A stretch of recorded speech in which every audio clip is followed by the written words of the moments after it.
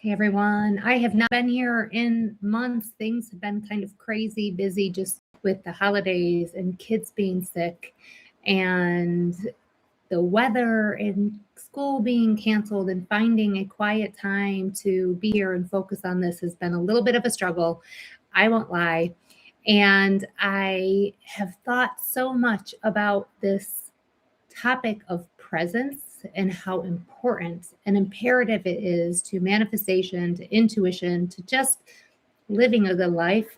And I feel like this is the missing piece. And also, where I personally consistently get stuck in manifestation. And I believe this is where most people get stuck. So today, I'm going to tell you exactly why you need presence to be able to manifest, and right, to be able to tap into intuition, but also some techniques and tricks and hints on how you can overcome it.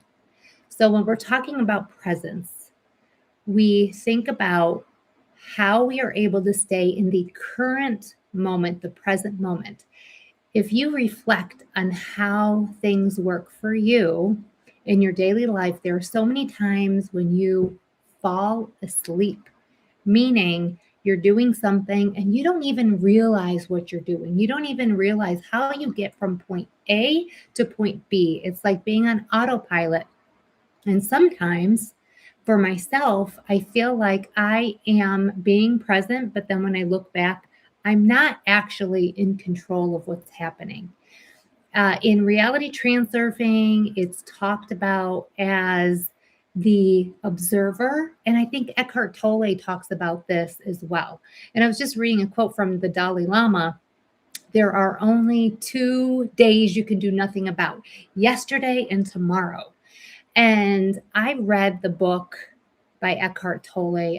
Gosh, I can't remember the name of the book right now. It's the most famous one. And the concept of presence really hit me. There are no problems when you pull yourself into the current moment. And when we talk about this from a manifestation perspective, you have to be in that current moment to be able to lock in and direct your attention to where you want it to be. When everything around you is kind of crazy and things are happening, it allows you to respond rather than react. And in that moment, you can lock in what you would like to occur.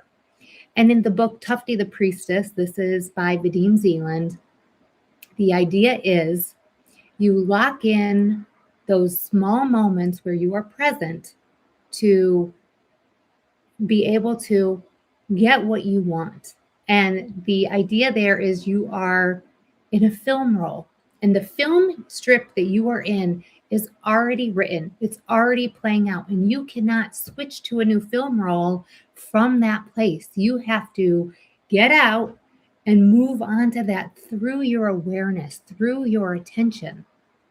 And so by maintaining that state of presence, it's so key. So now I talked about why it's so important, why you can't manifest from there. How do you do it? Because it's so easy to get pulled around, to get pulled along, to get focused on the reacting instead of the responding.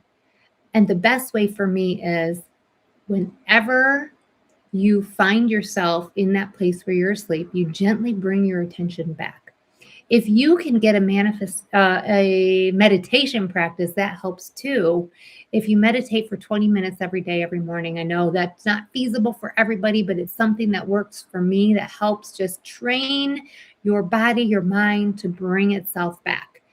That monkey mind getting pulled along, it will happen. To not get down on yourself when it happens. And every time you become aware, pull yourself back.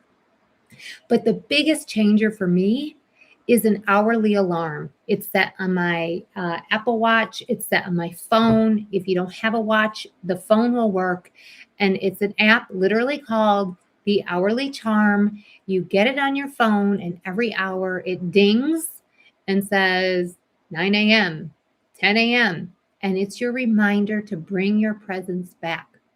It's also very easy when you are in that space of reacting. Something upsets you, you're reacting. Something is going away that you don't prefer, you're reacting.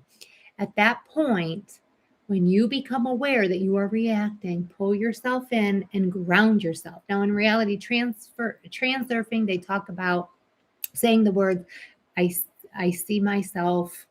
And that doesn't work for me. I like to just I carry a stone in my pocket. That's something that grounds me. You could take a smell of something sitting in front of you. If you have a coffee, to smell it, whatever you need to do to bring yourself back and maintain that as long as you can. This presence is key to getting where you want to go, from not allowing the day to day to pull you along on a life track that you don't prefer and allow you to move on to the life track that you do.